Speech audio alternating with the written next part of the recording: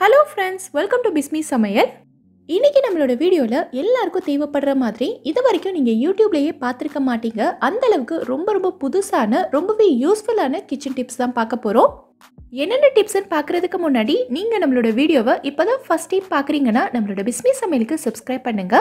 நம்ம சேனல்ல ஏற்கனவே கிச்சன் டிப்ஸ் மற்றும் வீட்டு குறிப்புகள் பத்தி நிறைய வீடியோஸ் போட்டிருக்கோம். அந்த வீடியோஸையும் நீங்க செக் பண்ணி பாருங்க. நம்ம வீடியோவோட கமெண்ட்ல நிறைய பேர் கேட்டிருந்தாங்க, நம்ம பிரியாணி செய்யும்போது அரிசி நல்ல நீளமாக கொஞ்சம் கூட உடையாம சூப்பராக வரணும்னா அதுக்கு நம்ம வாங்குற அரிசியை எப்படி செலக்ட் பண்ணணும்னு கேட்டிருந்தாங்க. ஸோ பிரியாணி அரிசி எப்படி செலக்ட் பண்ணணுங்கிறத நான் சொல்கிறேன். பெரும்பாலும் எல்லாரும் செய்கிறது பாஸ்மதி அரிசியில் தான். பிரியாணிக்கு நம்ம வாங்குகிற அரிசி எப்படி இருக்கணும்னா நல்ல பழைய அரிசியாக இருக்கிற மாதிரி பார்த்து வாங்கிக்கோங்க. புது அரிசியாக இருந்ததுன்னா பிரியாணி உங்களுக்கு சீக்கிரமாக குழஞ்சி போயிடும். அது மட்டும் இல்லாமல் பிரியாணியில் அந்தளவுக்கு நல்ல வாசனையோ டேஸ்ட்டோ இருக்காது. அரிசி எந்த அளவுக்கு பழசாக இருக்கோ அந்தளவுக்கு பிரியாணி நல்ல டேஸ்ட்டாகவும் வாசனையாகவும் இருக்கும். இந்த அரிசி பார்த்திங்கன்னா 2015 அறுவடை பண்ணியிருக்காங்க. கிட்டத்தட்ட 7 வருஷம் பழைய அரிசி. அது மட்டும் இல்லாமல் ஏ கிரேட் அரிசி. இந்த அளவுக்கு பழைய அரிசி உங்களுக்கு கிடைக்கல அப்படின்னா நீங்கள் வாங்குகிற பிரியாணி அரிசியோட கவரில் 1121 அப்படிங்கிற கோட் நம்பர் போட்டிருப்பாங்க. இந்த கோட் நம்பர் போட்டிருக்க அரிசி எல்லாமே உங்களுக்கு நல்ல நீளமாக வரும். ஊற வச்சு செஞ்சோன்னா அரிசி கொஞ்சம் கூட உடையாமல் நீளமாக பார்க்குறதுக்கே பிரியாணி ரொம்ப அழகாக இருக்கும். ஸோ இந்த மாதிரி அரிசியை நீங்கள் பார்த்து வாங்கிக்கலாம். அது மட்டும் இல்லாமல் எந்த பிரியாணி செய்கிறதா இருந்தாலும் சரி, பாஸ்மதி அரிசியை கண்டிப்பாக 20 நிமிஷத்துக்கு நீங்கள் ஊற வச்சுருக்கணும். நிறைய பேர் ஊற வைக்காமல் சும்மா கழுவிட்டு அப்படியே வச்சு பிரியாணி பண்ணுவாங்க. அப்படி நம்ம செய்ய போது என்னாகும்னா அரிசி உங்களுக்கு நல்ல நீளமாக வராது. அது மட்டும் இல்லாமல் அரிசி சீக்கிரமாக உடஞ்சி போயிடும். ஊற வச்சாதான் அரிசி நல்ல ஃப்ளெக்சிபிளாக நீளமாக வரும். ஸோ கண்டிப்பாக 20 நிமிஷத்துக்கு ஊற வச்சுக்கோங்க. சப்போஸ் உங்களுக்கு பிரியாணி செய்கிறதுக்கு லேட் ஆயிடுச்சு அப்படின்னா அரிசி 20 நிமிஷம் ஊறினதுக்கப்புறமா தண்ணி எல்லாத்தையும் வடிகட்டிட்டு அரிசியை மட்டும் நீங்கள் தனியாக எடுத்து வச்சுக்கோங்க. அரிசி ரொம்ப நேரம் ஊறினாலும் நமக்கு பிரியாணி குழஞ்சி போயிடும். அரிசியை பொறுத்த வரைக்கும் இந்த விஷயங்களை நீங்கள் நோட் பண்ணிக்கிட்டாலே போதும். இப்போ நம்ம அடுத்த டிப் என்னங்கிறத பார்க்கலாம். பொதுவாகவே நம்ம மசாலா பொருட்கள்லாம் அரைக்கும் போது வாசனைக்காக ஏலக்காய் பட்டை கிராம்பெல்லாம் சேர்த்து தான் அரைப்போம். நம்ம சிக்கன் மசாலா மட்டன் மசாலா அரைக்கும் போதோ இல்லை பொதுவாகவே பிரியாணி சிக்கன் மட்டன் இந்த மாதிரி ரெசிபி செய்யும் போதோ ஏலக்காய் பட்டை கிராம்பெல்லாம் சேர்த்தாலும் கூட அந்தளவுக்கு நல்ல ஒரு வாசனையோ ஃப்ளேவரோ வராமல் இருக்கும். எவ்வளோ ஹோல் ஸ்பைசஸ் சேர்த்தாலும் கூட கொஞ்சம் கூட வாசனையே இல்லாமல் இருக்கிறதுக்கு என்ன காரணங்கிறத நான் சொல்கிறேன். ஃபஸ்ட்டு நீங்கள் எடுத்திருக்க பட்டை சிலோன் பட்டையான்னு பார்த்துக்கங்க. இங்கே நான் காட்டுறேன் பாருங்கள். இதை பார்க்கும்போதே உங்களுக்கு தெரியும். இதுதான் சிலோன் பட்டை.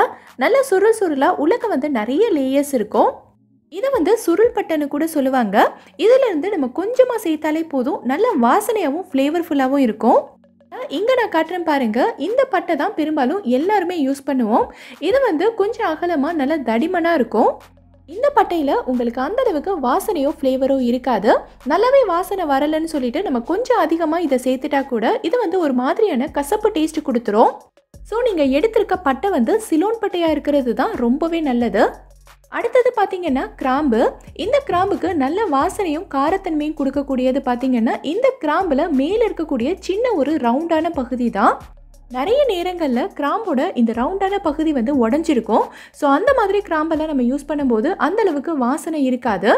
ஸோ நீங்கள் எப்போ கிராம்பு எடுத்தாலும் சரி மேலே இருக்க ரவுண்டான பார்ட் உடையாமல் நல்ல முழுமையாக இருக்கிற மாதிரி எடுத்துக்கங்க.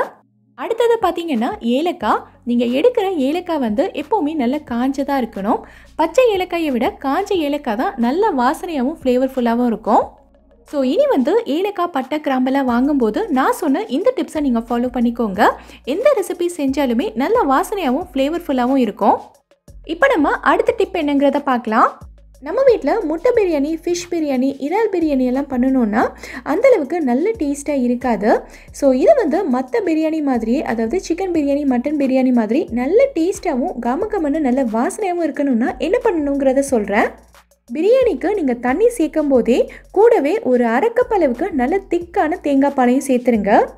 தேங்காய் பால் ரொம்ப தண்ணியாக இருக்கக்கூடாது, நல்ல திக்காக இருக்கணும். அதாவது தலை தேங்காய் பால்னு சொல்லுவாங்கள்ல, அந்த மாதிரி கெட்டியான தேங்காய் பால் தான் எடுத்துக்கணும்.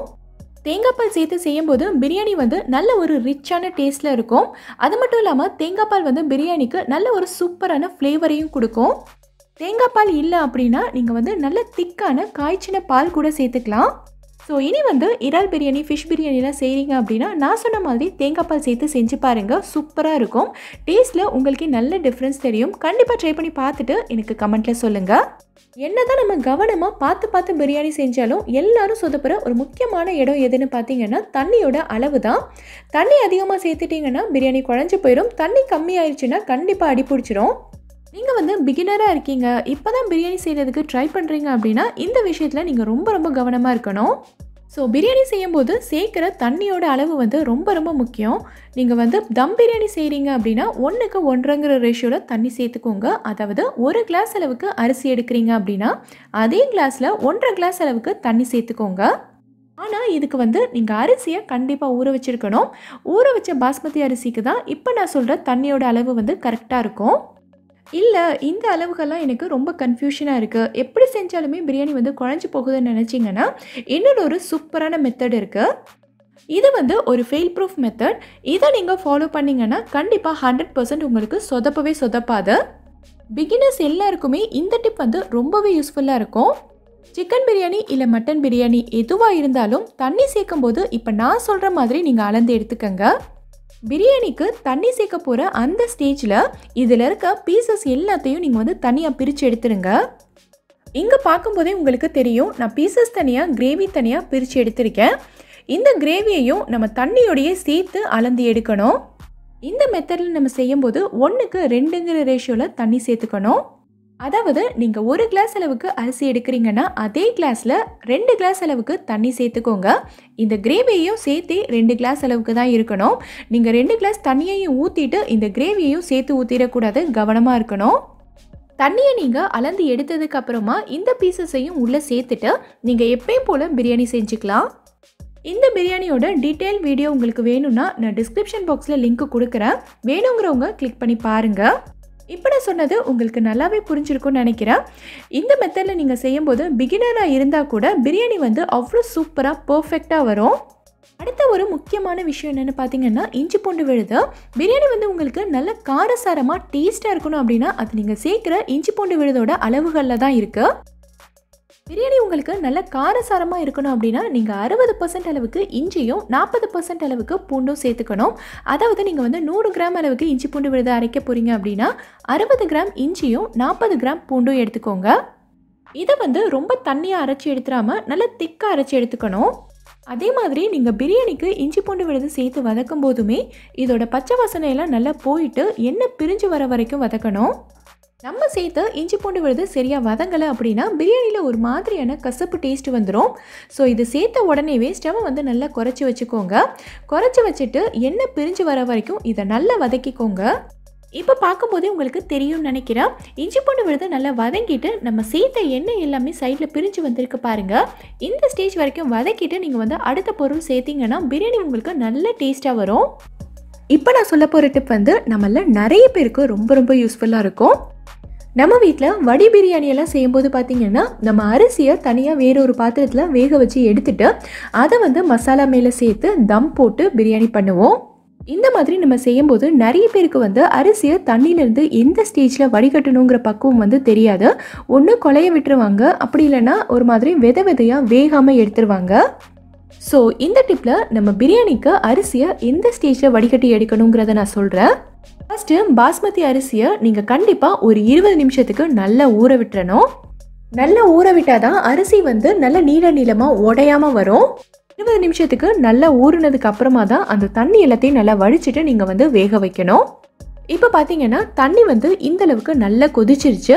இப்போ தான் நம்ம வந்து அரிசி சேர்க்கணும். தண்ணி வந்து லேசாக கொதிக்கும் போதே நீங்கள் வந்து அரிசி சேர்த்துட்டிங்கன்னா நமக்கு அரிசி எல்லாமே வந்து கரெக்டான பக்குவத்தில் வெந்து வராது. ஒன்று வெந்து ஒன்று வேகாமல் இருக்கும். ஸோ எப்போவுமே இந்த அளவுக்கு நல்லா கொதிச்சதுக்கப்புறமா நீங்கள் வந்து அரிசி சேருங்க. அரிசி சேர்த்துட்டு ஒரு தடவை நல்லா கலந்து விட்டுட்டு வேக விட்டுருங்க. அரிசி சேர்த்ததுக்கப்புறமா தண்ணி வந்து இந்த மாதிரி லைட்டாக கொதிக்க ஆரம்பிச்சிருக்க பாருங்கள். இப்போ வந்து ஓரங்களில் மட்டும்தான் கொதிக்க ஆரம்பிச்சிருக்கு, நடுவில் வந்து இன்னும் கொதிக்கவே இல்லை. நிறைய பேர் வந்து இந்த ஸ்டேஜ்லேயே அரிசியை வடிகட்டி எடுத்துருவாங்க. அந்த மாதிரி செய்யவே கூடாது. இப்போவே நீங்கள் வந்து இதை வடிகட்டி எடுத்துட்டிங்கன்னா அரிசி வந்து ஒன்று வெந்தும் ஒன்று வேகாமலும் இருக்கும். இதை வந்து நம்ம மசாலாவில் சேர்த்து தம் போடும்போது பிரியாணி வந்து ரொம்ப பருக்கையாக இருக்கும். அதை வந்து நமக்கு சாப்பிடவே முடியாது. இப்போ பாருங்க, அரிசி சேர்த்ததுக்கு அப்புறமா எல்லா பக்கமும் நல்லா கொதிச்சு வருது பாருங்க. இந்த மாதிரி நமக்கு ஃபர்ஸ்ட் டைமா எல்லா பக்கமும் கொதிச்சு வரும்போதே நம்ம வந்து அரிசியை வடிகட்டி எடுத்துடலாம். இதுதான் நமக்கு வந்து கரெக்டான ஸ்டேஜ். இப்போ நீங்கள் ஸ்டவ் ஆஃப் பண்ணிவிட்டு டக்குன்னு எல்லா அரிசியையும் வடிகட்டி எடுத்துடணும். இதுக்கு மேலே நீங்கள் அரிசியை வேக விட்டுட்டிங்கன்னா நீங்கள் தம் போட்டு எடுக்கும்போது பிரியாணி வந்து நல்லா குழஞ்சு போயிடும். ஸோ இந்த ஸ்டேஜை நீங்கள் வடிகட்டி எடுத்துகிட்டு மசாலாவில் சேர்த்து தம் போட்டிங்கன்னா பிரியாணி உங்களுக்கு ரொம்ப பர்ஃபெக்டாக வரும். பிகினர்ஸ் எல்லாத்துக்குமே இந்த டிப் வந்து ரொம்ப யூஸ்ஃபுல்லாக இருக்கும். ட்ரை பண்ணி பார்த்துட்டு எனக்கு கமெண்ட்டில் சொல்லுங்கள். நம்ம வீட்டில் வடி பிரியாணி எல்லாம் செய்யும்போது பார்த்திங்கன்னா நம்ம அரிசியை தனியாக வேக வச்சு வடித்து எடுத்துட்டு அதுக்கப்புறமா தான் மசாலாவோடு சேர்த்து தம் போடுவோம். தம்மிலேருந்து எடுத்துட்டு சாதத்தை மசாலாவோடு சேர்த்து நல்லா மிக்ஸ் பண்ணணும். ஸோ நிறைய பேருக்கு பார்த்திங்கன்னா சரியாக மிக்ஸ் பண்ண வராது. ஸோ சரியாக கலந்து விடாததுனால சாதம் பார்த்திங்கன்னா வெள்ளை வெள்ளையாக இருக்கும். இதுக்காகவே நிறைய பேர் என்ன பண்ணுவாங்கன்னா கலர் பவுடரை தண்ணியில் கரைச்சிட்டு அதை வந்து சாதத்துக்கு மேலே சேர்த்துப்பாங்க.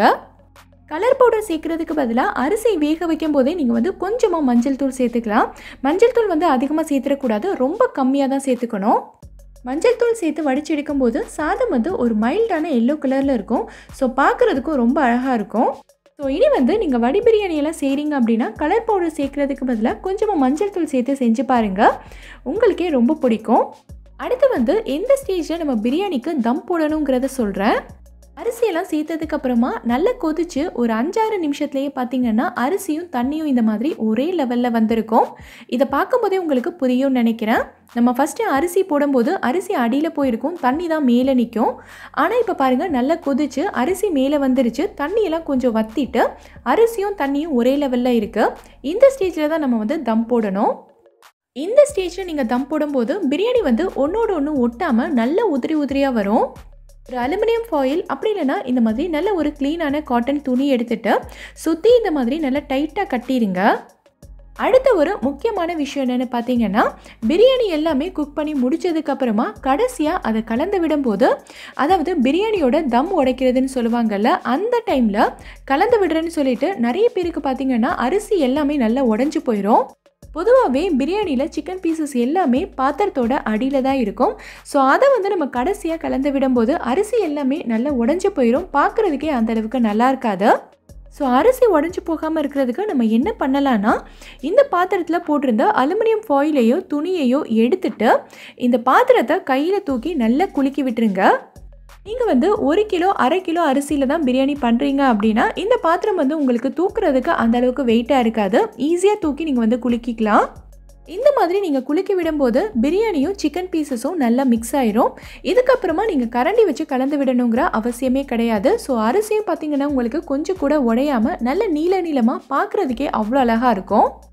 இந்த வீடியோவில் நான் சொல்லியிருக்க டிப்ஸ் எல்லாமே உங்களுக்கு ரொம்பவே யூஸ்ஃபுல்லாக இருக்கும்னு நினைக்கிறேன். இந்த டிப் உங்களுக்கு ரொம்ப யூஸ்ஃபுல்லாக இருந்ததுங்கிறத கீழே இருக்க கமெண்ட்டில் எனக்கு சொல்லுங்கள். இந்த வீடியோ பிடிச்சிருந்தா லைக் பண்ணுங்கள், உங்கள் ஃப்ரெண்ட்ஸ் உங்கள் ஃபேமிலி மெம்பர்ஸ் கூட இந்த வீடியோவை ஷேர் பண்ணுங்கள். மறக்காமல் நம்ம பிஸ்மி சமையலுக்கு சப்ஸ்கிரைப் பண்ணிவிட்டு பக்கத்தில் இருக்கக்கூடிய பெல் ஐக்கானையும் கிளிக் பண்ணி அதில் ஆல்ங்கிற ஆப்ஷனையும் செலக்ட் பண்ணுங்கள். தேங்க்யூ.